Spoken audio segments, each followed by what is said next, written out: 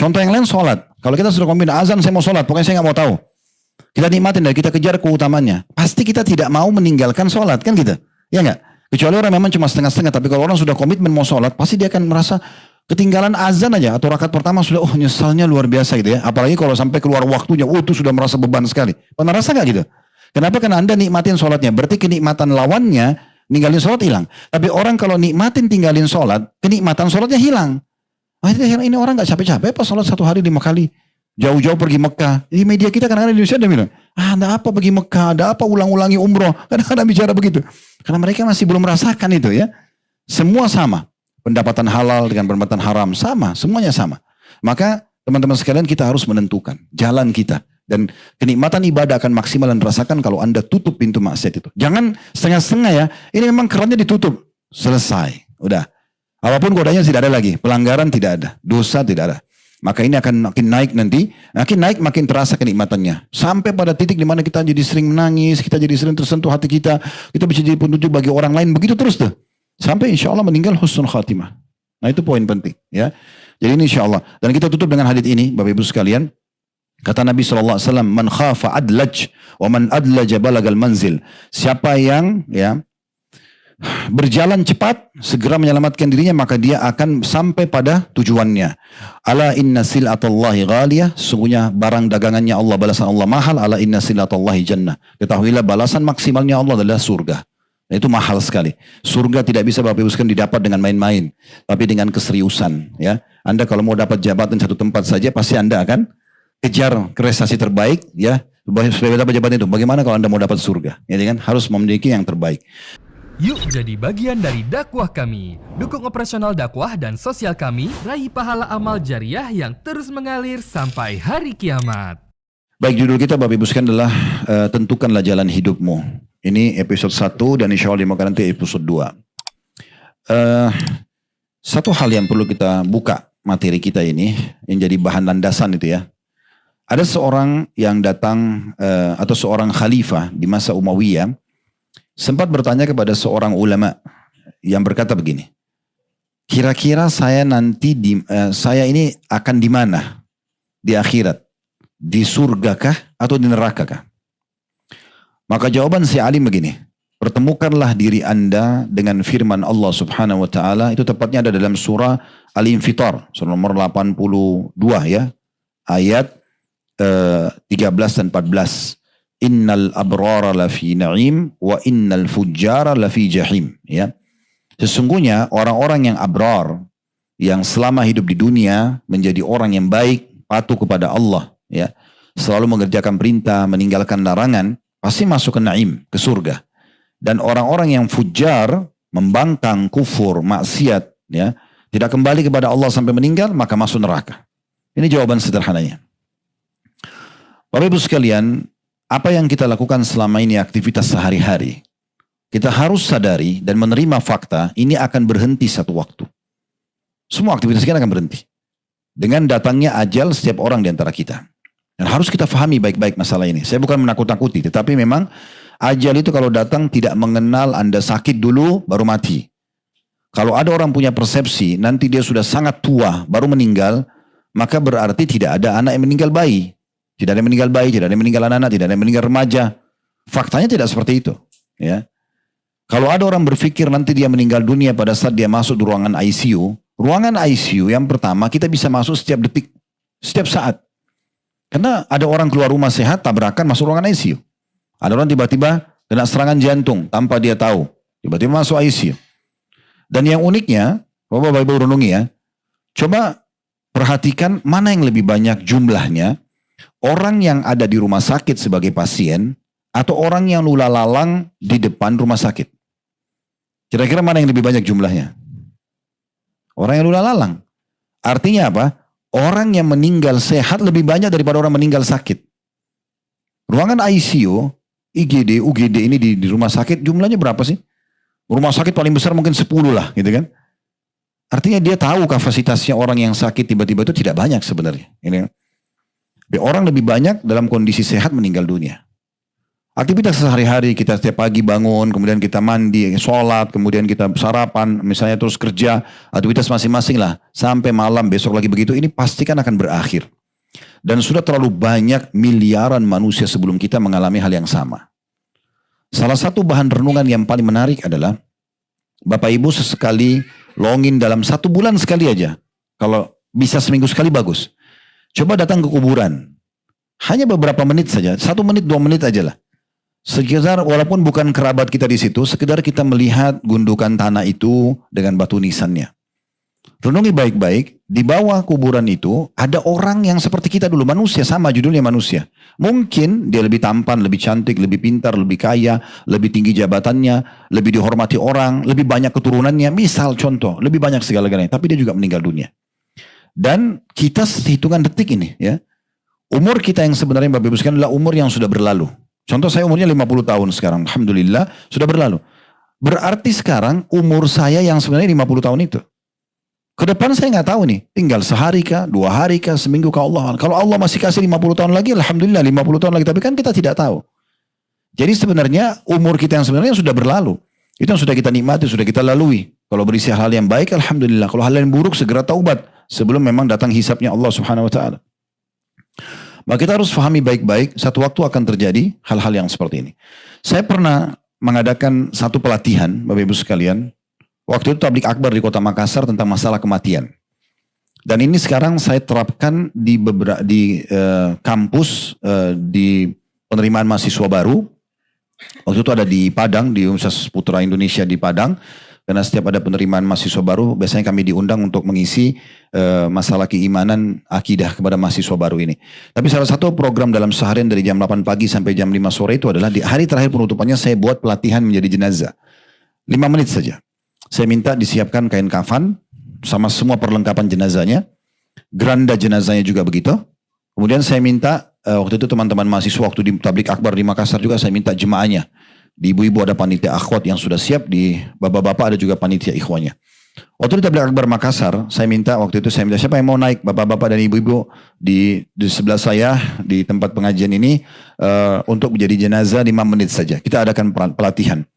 Waktu di kota Makassar itu ada satu, saya ingat sekali tukang batu. Beliau mengatakan saya, dan adik beliau ini kebetulan ikut belajar sama saya. Adiknya masih SMA, kembar anak adiknya, dan itu ikut belajar sama kami. Dia bilang, saya Ustaz, baik silakan naik. Waktu dia naik, saya bilang nanti kalau Bapak mulai baring di atas kain kafan ini, tolong tutup matanya dan renungi saja apa yang saya ucapkan. Tidak lebih daripada itu. Renungi baik-baik. Tutup matanya, renungi saja apa yang saya ucapkan. Dan tolong lupakan dulu kalau Anda sedang ada di masjid ini. Ya, Anda bayangkan memang Anda sedang meninggal dunia. Baik, setuju Ustaz, setuju. Dia baringlah, kami panggil panitia. Kemudian setelah itu dia tutup matanya. Lalu saya bilang, mulai sekarang tolong tutup mata. Dan semua hiruk-pikuk ada di masjid ini, bayangkanlah hiruk-pikuk di rumah Anda di saat Anda meninggal dunia, dan tidak bisa Anda protes. Gak boleh ribut, jangan bisik, gak ada. Gak bisa. Orang mau ngomong apa saja Anda tidak bisa protes lagi. Itu juga sudah bukan rumah Anda lagi. Udah warisan. Maka mulai dibungkus kain kafan, disentuhkan di pipinya, dibungkus di badannya, dan saya minta panitia untuk membuka bagian wajah saja. Dan saya bilang coba diresapi baik-baik, karena ini tersentuh di tubuh Anda, dan inilah hari-hari terakhir Anda bersama kami. Terus kemudian saya bilang, coba Bapak bayangkan semua peluang ibadah yang pernah terlintas dalam hidup Anda tapi Anda sia-siakan. Ada kesempatan sholat, kesempatan puasa, kesempatan berzikir, baca Quran, sedekah, bakti orang tua, pokoknya apa saja, sudahlah nanti aja disia-siakan. Bayangkan itu. Dan Anda sangat membutuhkan pahalanya. Waktu saya sampaikan ini, saya lihat sendiri orang itu, dia meneteskan air mata, gitu kan. Dia sudah mulai terbawa dengan itu, karena dia terbungkus dengan kain kafan. Kemudian saya bilang, simpan dulu ini, sekarang coba bayangkan semua peluang dosa yang Anda tidak sia-siakan. Kesempatan zina, kesempatan bohong, kesempatan nipu, kesempatan mukul orang, apalah zalim. Bayangkan semua itu. Dan sekarang Anda akan dihukum sama Allah, Anda tidak punya kesempatan lagi taubat. Udah selesai, itu hitungan detik ya. Dan saya bilang sekarang, Bapak akan kami pikul badannya, jasadnya ke geranda jenazah. Jangan dibuka matanya, tetap diresapi baik-baik. Bayangkan semua memang ini terjadi. Tangan teman-teman panitia ini adalah tangan-tangan orang yang mengantar jenazah Anda ke liang lahat. Waktu itu di Makassar saya minta di masjid digali liang lahat. Kemudian setelah itu dipikulah dia di keranda itu. Lalu kami pikul, saya tetap bawa mic, saya mengatakan, Pak, inilah detik-detik terakhir Anda bersama kami mengantar Anda ke liang lahat Anda. Kemudian dia turunkan, Bapak tolong jangan buka matanya, tetap resapi, diturunkanlah dia ke liang lahat itu lalu ditutup dengan kain. Lalu saya bilang, Pak, sekarang buka matanya, inilah rumah Anda sekarang. 1 kali 2 meter. Yang selama ini rumah Anda 100 meter, 1000 meter, 1 hektar, selesai. Itu udah nggak ada. Ini tempat Anda sekarang. Setelah selesai, saya suruh keluar. Silakan Pak keluar. Itu waktu Bapak itu keluar, Bapak Ibu sekalian ya. Saya bukan ngarang-ngarang, di sempoyongan Bapak itu. Kemudian masuk ke masjid, kami pandu, lalu kami kasih mikrofonnya. Pak, tolong cerita Pak, pengalaman tadi apa yang dirasakan jadi jenazah 5 menit. Itu dia pegang mic sambil gemetar. Sambil dia mengatakan, Ustaz saya menyesal, saya begini. Jadi dia bicara ini, menceritakan tentang peluang ibadahnya yang luput dan dosanya yang dia tidak sempat taubat. Seakan-akan tidak ada orang di masjid itu. Padahal jumlahnya ribuan orang yang hadir. Dia udah gak pikir lagi tuh, dia sudah terbawa dengan permasalahan dia sendiri. Itu juga terjadi waktu di kampus UPI di Padang juga begitu. Berapa banyak mahasiswa yang nangis-nangis. Sampai saya tanya, apa yang kebayang tadi waktu ibadah? Oh saya tidak sholat Ustaz. Dia ngomong depan teman-temannya ribuan orang mahasiswa dan mahasiswi. Saya tidak sholat Ustaz. Apa dosa yang lain? Oh saya durhaka sama ibu saya durhaka sama ayah saya. Begini dan begitu gitu. Jadi dia sebutin semua. Baik, setelah selesai semua pelatihan ada satu ibu coba waktu di Masjid Makassar sampai pingsan. Jadi saya bilang, Bapak Ibu sekalian, ini hanya pelatihan. Sekarang ini Anda masih bisa kembali aktivitas seperti biasa. Tapi pastikan demi Allah ini akan terjadi satu waktu Anda tidak bisa kembali lagi. Allah sudah membuka hati kita sekarang supaya kita merenungi baik-baik. Jangan tunggu waktu itu lalu kita menyesal. Yang lalu sudahlah. Anggap yang lalu kita punya banyak kekurangan dalam ibadah, kita punya banyak kebodohan dalam ilmu agama, kita banyak buat dosa. Oke, mulai detik ini mendengarkan cerita ini, ceramah ini, perbaikin. Makanya judul kita tentukan arah hidupmu. Ini kita perlu tentukan nih. Bapak Ibu saya mau berharap tinggal pulang dari umroh ini, oh sudah begini arah saya. Nah sudah lurus, istiqomah selesai. Tentukan aja, mau jadi ahli surga, berarti sudah jelas amal-amalnya semua. Tutup aurat, jaga pendapatan halal, tidak ada lagi ghibah, nggak ada fitnah, nggak ada dosa-dosa, sibuk dengan ketaatan. Atau Anda memang sekalian jadi ahli neraka sudah. Karena kalau tidak ditentukan sekarang, kira-kira kapan? Kan tidak mungkin kita tunda-tunda ini. Waktu terus berjalan. Ajal akan datang. Kalau Nabi Muhammad SAW saja, Nabi mulia, meninggal dunia apalagi kita. Jangan selalu terpukau dengan, oh saya rajin olahraga, saya punya makanan saya selalu makanan yang terbaik, saya hidup di lingkungan yang udaranya asri, itu tidak menjamin. Ajal kalau datang akan meninggal dunia. Maka tentukan baik-baik Bapak Ibu sekalian. Dan target kami adalah, bagaimana Bapak Ibu pada saat sudah tersentuh secara agama, tidak usah setengah-setengah jadikan agama ini sebagai pegangan. Karena ada orang hijrah, tapi masih setengah-setengah. Dia mau jadi orang baik, tapi ya masih ada dibuka pintu-pintu pelanggarannya. Kenapa dia masih buka ini? Kenapa enggak 100% jadi orang baik? Dia masih nyicil-nyicil. Karena ini sayang. Nanti akan dia menyesal juga kalau dia tahu nanti hari kiamat ternyata ada yang dia masih lakukan dari pelanggaran. Kenapa dia enggak menjadi orang baik sekalian? Sementara agama ini menyuruh kita jadi orang baik. Dan agama ini memandu kita menjadi orang yang mulia di depan manusia loh. Jujur, amanah, tanggung jawab, bakti sama orang tua, jenguk orang sakit, bantu orang susah. Pasti kita mulia di mata manusia. Dan yang dilarang itu mencuri, menggibah, memfitnah, memukul, membunuh. Ini semua tidak baik di mata manusia. Lalu kenapa kita nggak mau jadi 100% menjadi orang muslim yang sejati? Sementara Allah bilang, ya alladzina amanu udkhulu fis-silmi kafah wa la tattabi'u khutuwatis syaitan. Hai orang beriman, jadilah muslim yang kafah, yang menyeluruh. Semua hidupmu jadi seorang muslim yang sejati. Halal nikmati, haram tinggalkan. Perintah kerjakan, larangan dijauhi. Mau satu dunia setuju nggak setuju nggak penting, yang nggak penting bagi saya. Yang penting Allah memerintahkan. Nah seperti itu. Memang harus menjadi begitu kita. Baru bisa umat Islam ini memimpin dunia. Baru umat Islam ini menjadi contoh bagi orang yang lain. Gitu kan? Dan kita tidak mudah untuk diombang-ambingkan dengan perkembangan yang ada. Mengikuti, oh gayanya orang ini, gayanya itu tidak akan terpengaruh. Karena kita sudah berpegang pada agama kita yang sebenarnya. Di muka bumi ini cuma ada dua jalan. Jalan benar atau jalan salah. Jalan benar adalah jalannya Allah Azza wa Jalla. Juru bicaranya Allah, ini ujungnya surga ya. Yang abadi di sana. Juru bicaranya Allah, para nabi-nabi dan rasul. Penyambung di nabi dan rasul adalah para ulama dan da'i. Anda dulu di pengajian seperti ini, dengarin ceramah, ikuti majelis-majelis mereka, baca buku-buku mereka. Maka Anda akan dipandu ke jalan Allah dan Anda akan masuk surga. Karena diingatkan, ayo takut pada Allah, ibadah yuk, jangan buat ini, bertobatlah segera. Ini jalan yang benar. Jalan yang kedua jalan sesat. Tidak ada jalan yang ketiga. Maka harus tentuin jalannya. Jalannya iblis. Iblis ini ujungnya neraka. Iblis menyesatkan manusia. Juru bicaranya dukun, peramal, penyamun, penyihir, ahli maksiat. Ya, kalau kita gabung ini cuma dua saja. Dukun dan grupnya dukun, peramal, penyihir, dan ahli maksiat. Anda berteman sama mereka, dipandu ke jalannya iblis, pasti.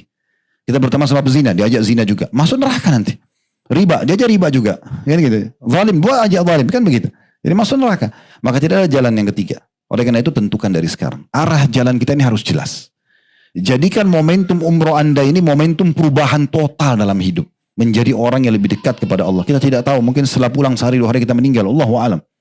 Kita tidak tahu. Tadi subhanallah, saya niat mau nyampaikan ceramah ini untuk Bapak Ibu sekalian. Khatib Jumat tadi, Syekh Hudhaifi nyampaikan masalah itu.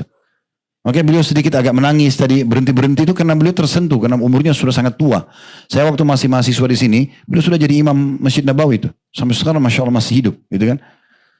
Jadi memang beliau menyampaikan tentang masalah pentingnya orang sadar tentang kematian. Nanti kalau nanti orang akan menyesal, bagaimana nanti amal-amal akan ditimbang, bagaimana surga, bagaimana neraka, itu penting untuk difahami Bapak Ibu sekalian. Karena memang itu rukun iman kita. Dan jangan terus-menerus mengelabui diri seakan-akan masih panjang waktu, nanti aja. Gak ada gunanya.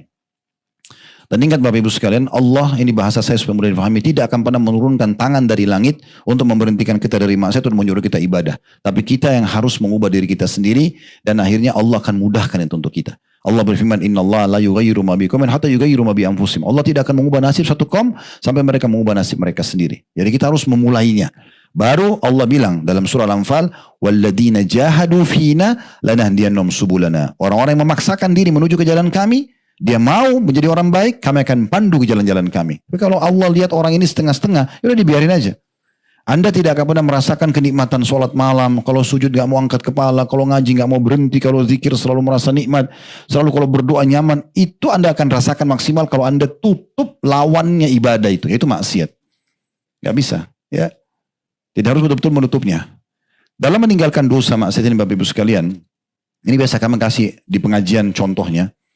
Orang yang buka pintu maksiat, apapun itu sifatnya, ya semoga Allah maafkan yang lalu-lalu. Sekali lagi saya bilang kalau pengajian begini dari sekarang ke depan kita bicara. Kita tidak bahas yang lalu-lalu. Orang yang buka pintu maksiat dalam hidupnya, sama dengan orang yang rumahnya sedang jebol temboknya. Jebol. Karena terbuka. Serangga bisa masuk, hujan bisa masuk, ya. Ini ada 2 cara. Cara yang pertama kurang efektif, cara yang kedua efektif sekali. Yang pertama, yang kurang efektif ini Anda cuma pakai selimut saja. Udah saya pakai selimut aja deh. Mungkin Anda aman beberapa saat, setelah ketiduran, selimut terbuka, udara dingin tetap masuk, serangga tetap masuk, mengganggu. Ini yang biasa orang lakukan. Dia hidup di lingkungan yang penuh ahli maksiat, dia masih membuka peluang orang untuk memberikan dia kesempatan buat dosa. Ini seperti pakai selimut aja, setiap saat bisa terlepas. Cara efektif gimana? Ambil batu bata sama semen, tutup tuh tembok. Selesai. Tutup, Anda tidak pakai selimut pun aman. Nah ini yang penting. Tutup semua pintu-pintu dosa, tinggalkan semua lingkungan yang buruk itu, Anda akan aman. Selama masih kontek-kontekan, berada di grup, komunikasi di media, kacau semua ini. Karena terus akan mengganggu. Hari ini kita kuat iman, besok kita kendor, dia akan berpengaruh untuk kita. Dan tidak ada waktu Bapak Ibu sekalian. Waktu sangat terbatas. Demi Allah waktu kita sedikit. Sedikit, ya, jangan disia-siakan ini. Waktu tinggal sedikit. Kita bukan lagi anak bayi yang baru lahir. Maka harus hati-hati sekali. Tentukan dari sekarang dan harus hati-hati. Ya, menjadi orang baik sekalian sehingga meninggal menjadi ahli surga atau menjadi orang buruk. Contoh-contoh dalam kehidupan kita sudah cukup banyak. Nabi-nabi yang terdekat Nabi Muhammad SAW. Kalau kita mau bahas semua nabi-nabi panjang lebar. Ya, Nabi Muhammad SAW, Allah sudah sampaikan kepada kita sejarahnya. Allah sampaikan kita di masjidnya sholat. Ya. Kita mengikuti sunnah-sunnah beliau, tahu pelajaran yang beliau sampaikan, dan kita tahu bagaimana sahabat-sahabat yang mengikuti beliau selamat semuanya. Abu Bakar, Umar, Uthman, Ali, Talha, Zubair, Bilal, semuanya selamat. Di dunia ini Allah bahagiakan. Abu Bakar, Umar, Uthman, Ali, kata ulama radhiyallahu anhum majma'in, ini khulafaur rasyidin, 4 orang sahabat Nabi yang mulia. 2 mertua Nabi, Abu Bakar sama Umar, 2 anak mantu Nabi, Uthman sama Ali. Ini orang-orang kalau bukan karena Islam tidak dikenal. Islam yang membuat mereka terkenal. Dan bahkan menjadi raja-raja kaum muslimin, dikenang sejarah dunia. Kalau bukan karena Islam, Bilal tetap dalam keterbudakannya dan tidak akan dikenang. Tapi dengan Islam jadi muadzin, jadi terkenal, jadi ulama besar kalangan sahabat, bahkan mujahid yang terkenal dan menjadi orang kaya sebelum meninggal. Bilal miskin waktu di Mekah, tapi waktu pembebasan Persia dia ikut di pasukannya Umar bin Khattab dan dia menjadi orang kaya, mendapat harta rampasan perang yang sangat banyak. Kalau bukan karena Islam, tidak akan mulia Khabbab bin Arad, Abdullah bin Mas'ud, yang terkenal orang-orang rendahan di Mekah dulu. Tapi Islam membuat mereka mulia, Bapak Ibu sekalian. Ya, jadi saudara contoh, Anda mau ikutin orang-orang ini, Anda akan sama, bahwa tidak akan jauh dari hukumnya. Abu Lahab, Abu Jahal, dulu di masa itu, kalau kita lihat buku-buku sejarah, rumahnya mereka besar, hartanya banyak, pengikutnya banyak. Tapi apa yang dikenang sekarang? Gak ada, kecuali keburukannya. Nah ini ngikutin orang yang selamat itu, Nabi dan para pengikutnya, atau orang-orang yang seperti ini. Sebelumnya Nabi Musa, ada Nabi Musa dan para pengikutnya, ada Fir'aun dengan pengikutnya. Ada Nabi Ibrahim dengan Namrud, ada yang Nabi Ibrahim sama pengikutnya yang beriman, ada Namrud sama pengikutnya. Jadi sudah ada contoh-contohnya. Bahkan muminya Fir'aun masih bisa kita lihat di Kairo, gitu ya. Jadi kita mau pilih, jadi orang yang mana nih? Mau kemana arah kita? Bapak Ibu harus tentukan sendiri. Kami, dai-dai dan para ulama, saya tidak katakan diri saya ulama, saya seorang dai yang belajar dari para ulama. Tapi kami dan para ulama-ulama, guru-guru kita ini semuanya, hanya bisa teriak-teriak begini Bapak Ibu sekalian. Tidak bisa kami datang ke rumah Anda tiap hari, ayo Bapak Ibu sadarlah, nggak mungkin. Anda harus mengubah diri Anda sendiri. Baru Allah gerakkan nanti, pintu-pintu hidayah terbuka. Anda dapat komunitas yang baik, tersentuh hati Anda untuk sholat malam, seperti ini ikut umrah. Nah, kalau Allah lihat ada kebaikan, Allah bukain selalu pintu-pintu kebaikan itu. Nah, momentum umrah ini tepat banget, karena kita menyiapkan jiwa kita, mengeluarkan harta kita, meluangkan waktu kita untuk Allah Subhanahu wa taala. Jangan disia-siakan ini. Kalau pulang umrah begini ataupun haji tidak berubah, maka kapan mau berubah ini? Kapan mau jadi lebih baik? Sementara waktu sangat terbatas, gitu kan? Dan ini poin penting Bapak Ibu sekalian. Jadi kita harus tentukan jalan kita. Fir'aun itu, teman-teman sekalian ya, waktu dia masih hidup, dia mengatakan ana rabbukumul a'la. Saya Tuhan kalian yang paling tinggi. Coba bayangkan.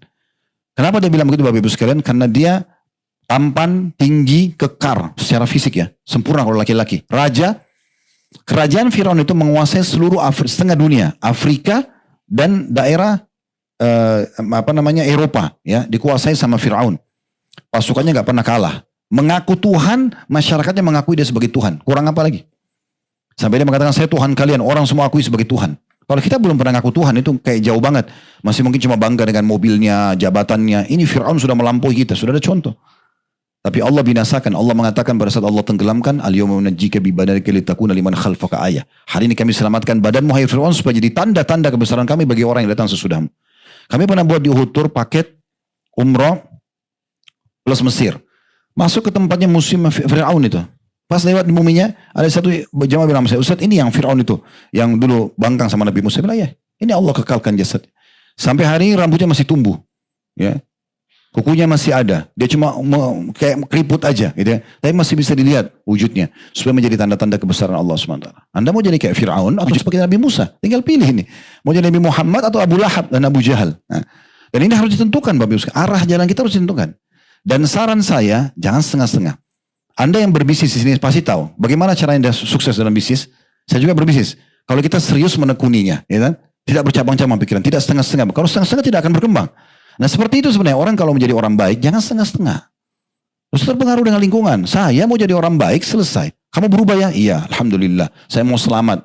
Oh soalim enggak apa-apa. Mau orang bilang apa terserah. Gak usah pusing. Kalau kita meninggal teman-teman. Semua teman-teman Anda yang ajak Anda. Udahlah gak apa-apa ke diskotika dulu ke karaoke. Nanti saya yang tanggung dosamu. Itu omong kosong. Nanti kalau kita meninggal. Paling lama dia 5 menit di kuburan. Nggak usah Bapak Ibu bilang teman deh. Ini suami istri di sini. Kalau ada yang meninggal, salah satunya, biar Anda cinta sama pasangan, Anda paling 5-10 menit di kuburan. 1 jam deh nangis. Saya tanya sini, Anda masih hidup nih. Nanti kalau suami atau istrinya meninggal, mau nginap sama-sama. Hah? Ada yang mau nginap nggak? Nanti kita mau ikutin soalnya. Saya mau suruh bawa kameramen, datang ke sana lihat. Ini betul dia nginap di kuburan. Nggak ada. Sunnatullah dia akan pulang. Nggak usah bicara suami istri. Ibu-ibu sama anaknya, kalaupun anaknya meninggal, pastikan tidak akan nginap kita di kuburan. Kita akan pulang. Ya sudah begitu. Apalagi kalau cuma teman-teman yang ngajak kita maksiat, omong kosong itu. Tinggalkan aja mereka. Ya. Jadi hati-hati sekali. Saran kami Bapak Ibu tolong kalau ada kesempatan nanti lihat di playlist YouTube kami judulnya Iya, inilah aku sekarang. Itu judul ceramah saya 2 jam lebih saya bicara tablik akbar.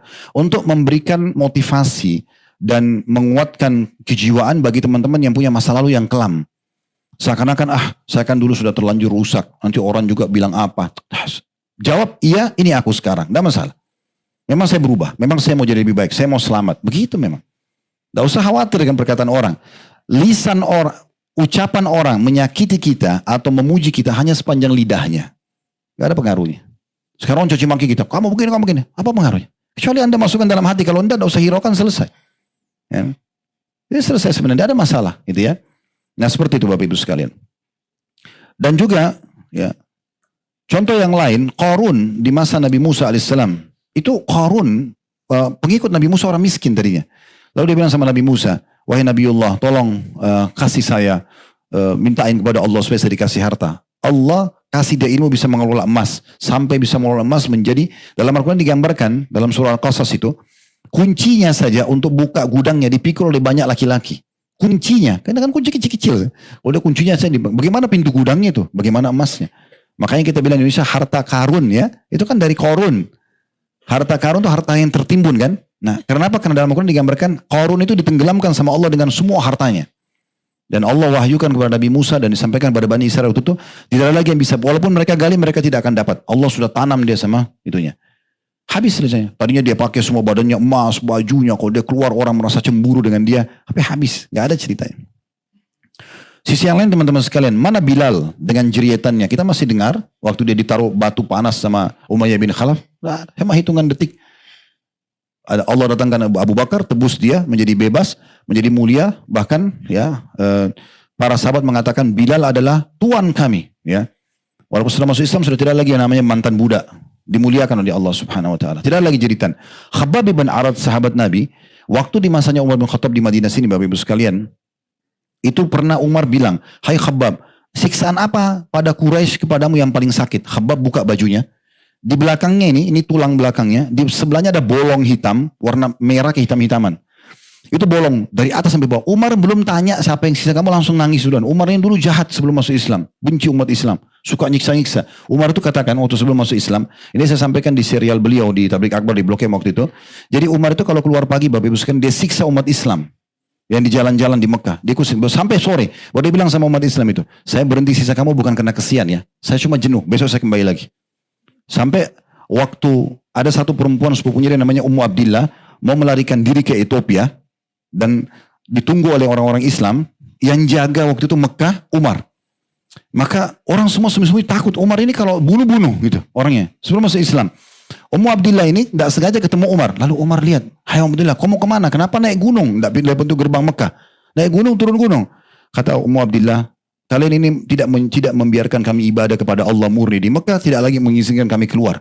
Umar mulai berpikir, agama apa ini perempuan ini? Sampai mau menyelamatkan dirinya, naik gunung, turun gunung, ninggalkan Mekah, ninggalkan keluarganya. Dia bilang, oke pergilah, semoga kau selamat. Lalu di tengah jalan, orang-orang pada bilang, dari mana Ummu Abdillah? Kata Ummu Abdillah, saya tadi naik gunung, turun gunung supaya selamat dari Umar, tapi saya turun gunung ketemu Umar. Oh, kata mereka, lalu bagaimana kau bisa selamat? Orang tidak berpikir bisa selamat dari Umar. Umar itu kalau bunuh ya bunuh. Maka Umar malah mengatakan kepada saya, semoga kau selamat. Lalu ada yang bilang situ, semoga saja Umar dapat hidayah Islam. Umumnya umat Islam itu bilang apa? Umar tidak akan masuk Islam. Sampai unta masuk di lubang jarum. Karena benci sama Islam. Tapi waktu hidayah datang berbeda. Gitu kan? Luar biasa. Lalu Umar ini, dia bilang, hai Khabbab, apa siksaan Quraisy yang paling sakit buat kamu? Khabbab buka bajunya. Jadi Khabbab di bagian belakang ini bolong dari atas, itu bisa ditaruh telapak tangan, ditarik, lubang. Merah dan hitam-hitam. Umar nangis, Umar mengatakan, apa yang mereka lakukan? Kata Khabbab, wahai Amir Mu'minin, demi Allah mereka datangkan batu yang sudah dipanaskan, di api, ditaruh di tanah, kaki dan tanganku dipegang, ditarik di atas itu. Bolong. Gitu kan? Jadi begitu luar biasa mereka menyiksa. Tapi setelah masuk Islam, Khabbab tidak pernah rasa lagi itu. Sudah tidak ada lagi. Itu cuma sebuah kenangan kisah saja gitu kan. Hamzah, nanti kita cerita besok di Uhud ya. Di situ lokasi bagaimana Hamzah dimutilasi. Radhiyallahu anhu dipotong hidungnya dan itu tidak lagi mengatakan kenapa saya dibeginikan dan begitu kan. Bahkan Nabi SAW bilang saya diperlihatkan Hamzah bertelekan di depannya di surga ya, dan dia adalah pemimpin para syuhada. Jadi semua yang merupakan jeritan itu semua juga hilang sirna ya, hanya dengan hitungan detik saja. Sementara orang-orang justru yang kafir itu merasa tersiksa dan terganggu ya, seperti itu ya. Sisi yang lain, orang-orang Islam Bapak Ibu sekalian, Anda bukan berarti kalau Anda hijrah, Anda menjadi orang baik, Anda menjadi orang muslim yang sejahtera, lalu Anda tidak bisa kaya, Anda tidak bisa sukses. Enggak, silahkan. Anda bisa punya baju terbaik, mobil terbaik, rumah terbaik, ya Anda bisa punya jabatan tinggi, tidak ada larangan dalam Islam. Ada judul ceramah saya dulu di salah satu kota di Indonesia, Tabligh Akbar, judulnya Jadilah VIP. Itu saya sebutkan dalam bagaimana Islam membolehkan kita mengejar prestasi dunia, tapi tidak cukup, dia juga kejar prestasi terbaik di akhirat. Ya Islam tidak larang, kecuali kalau Anda menjadi seorang muslim yang baik, tapi Anda tidak boleh makan enak, tidak boleh pakai mobil yang enak, tidak boleh rumah yang bagus, itu mungkin lain. Ini tidak, gitu kan? Ini tidak, kita disuruh, kita dibolehkan. Bahkan kata Nabi SAW, sesungguhnya kebahagiaan itu, arba'un minas sa'adah, 4 hal termasuk kebahagiaan. Lalu beliau sebutkan mar'atus salihah, istri yang salihah atau pasangan yang baik. Kemudian al-maskan al-wasi', tempat tinggal yang luas. Kemudian al-markabul hani, ya, transportasi yang nyaman. Kemudian beliau mengatakan yang terakhir al-jarus salih, tetangga yang baik, komunitas yang baik. Biasanya orang tinggal di komplek perumahan, nggak dipikir tetangganya orang-orang baik, orang berkualitas. Itu bagian dari syariat. Wa arba minasyaqa, dan 4 termasuk kesengsaraan, kata Nabi SAW. Berarti dilarang umatnya begitu ya. Yaitu mar'atus su, istri yang buruk, jauh dari agama, atau suami yang buruk. Kemudian baru al-maskanu dayyi, tempat tinggal yang sempit. Wal markabus sayyi, ya, transportasi yang buruk. Wal jarus su, dan tetangga yang buruk. Jadi kita boleh menjadi orang yang berprestasi di dunia. Lalu kenapa enggak menjadi orang muslim yang baik? Gitu kan? Sementara kita boleh menikmati dunia, bukan tidak boleh. Tapi kelebihannya bukan cuma Rabbana atina fid dunya hasanah, berikan kami yang terbaik di dunia, tapi wa fil akhirati hasanah. Di akhirat pun kita dapat yang terbaik. Lalu apa alasannya Anda tidak menjadi seorang muslim yang baik? Apa masalahnya? Dalam agama Islam, Bapak Ibu sekalian, Anda menjadi orang muslim, ya, dan baik melaksanakan perintah, Anda akan rasakan kenikmatannya. Ibadah itu punya kenikmatan sebagaimana maksiat punya kenikmatan. Kalau ibadah ini, pergi ke Madinah, pergi ke Mekah nanti umroh, Anda tidak rasa nikmat, kira-kira Anda masih mau mengerjakannya? Kan tidak mungkin. Duduk sini dengar ceramah, nggak mungkin. Sebagaimana orang kalau ke diskotik, ke karaoke, dia rasa kenikmatan. Tapi 2 kenikmatan tidak bisa ketemu. Mustahil ketemu. Kalau Anda masih buka pintu kenikmatan dosa, pintu kenikmatan pahalanya hilang. Ibadahnya hilang.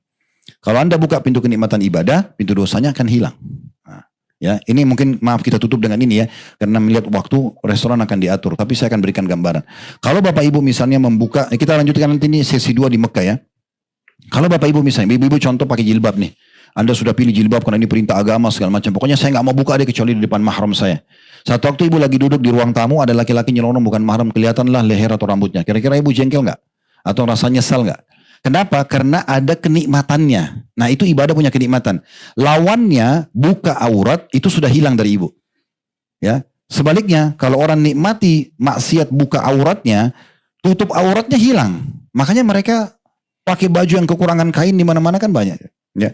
Celana pendek, rok pendek, nggak malu. Bahkan dia heran, kok itu pakai jilbab nggak panas apa? Nah, ini tidak bisa ketemu seperti minyak sama air. Contoh yang lain sholat. Kalau kita sudah kombin azan, saya mau sholat, pokoknya saya nggak mau tahu. Kita nikmatin dan kita kejar keutamannya. Pasti kita tidak mau meninggalkan sholat kan gitu. Ya enggak? Kecuali orang memang cuma setengah-setengah. Tapi kalau orang sudah komitmen mau sholat, pasti dia akan merasa ketinggalan azan aja. Atau rakaat pertama sudah, nyesalnya luar biasa gitu ya. Apalagi kalau sampai keluar waktunya, itu sudah merasa beban sekali. Pernah rasa nggak gitu? Kenapa? Karena Anda nikmatin sholatnya. Berarti kenikmatan lawannya, ninggalin sholat hilang. Tapi orang kalau nikmatin tinggalin sholat, kenikmatan sholatnya hilang.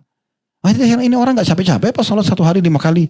Jauh-jauh pergi Mekah. Di media kita kadang-kadang di Indonesia ada bilang, ada apa pergi Mekah, ada apa ulang-ulangi umroh. Kadang-kadang bicara begitu. Karena mereka masih belum merasakan itu ya. Semua sama. Pendapatan halal dengan pendapatan haram sama. Semuanya sama. Maka teman-teman sekalian kita harus menentukan jalan kita. Dan kenikmatan ibadah akan maksimal dan rasakan kalau Anda tutup pintu maksiat itu. Jangan setengah-setengah ya. Ini memang kerannya ditutup. Selesai. Udah. Apapun godanya tidak ada lagi. Pelanggaran tidak ada. Dosa tidak ada. Maka ini akan makin naik nanti. Makin naik makin terasa kenikmatannya. Sampai pada titik di mana kita jadi sering menangis. Kita jadi sering tersentuh hati kita. Kita bisa jadi petunjuk bagi orang lain. Begitu terus tuh. Sampai insya Allah meninggal husnul khatimah. Nah itu poin penting. Ya. Jadi ini insya Allah. Dan kita tutup dengan hadits ini Bapak Ibu sekalian. Kata Nabi SAW, man khafa adlaj, wa man adlaja balagal manzil. Siapa yang ya berjalan cepat, segera menyelamatkan dirinya, maka dia akan sampai pada tujuannya. Ala inna sil'atallahi ghaliyah, sungguhnya barang dagangannya Allah, balasan Allah mahal. Ala inna sil'atallahi jannah. Ketahuilah balasan maksimalnya Allah adalah surga. Nah, itu mahal sekali. Surga tidak bisa Bapak Ibu sekalian didapat dengan main-main, tapi dengan keseriusan. Ya, Anda kalau mau dapat jabatan satu tempat saja, pasti Anda akan kejar prestasi terbaik, ya. Supaya dapat jabatan itu. Bagaimana kalau Anda mau dapat surga? Ya kan harus memiliki yang terbaik. Insya Allah sekarang sudah masuk waktu soalnya Bapak Ibu sekalian saya tidak bisa lanjut dulu. Kita akan lanjutkan nanti pertemuan akan datang. Yang punya pertanyaan berhubungan dengan ini nanti kita bahas di insya Allah di pertemuan itu ya. Mohon dimaklumi karena kita juga harus berikan kesempatan teman-teman yang sudah pinjamkan tempat ini buat kita. Semua bisa dimaklumi. Subhanakallahumma bihamdika. Asyhadu an la ilaha illa anta astaghfiruka wa atubu ilaik. Wassalamualaikum warahmatullahi wabarakatuh.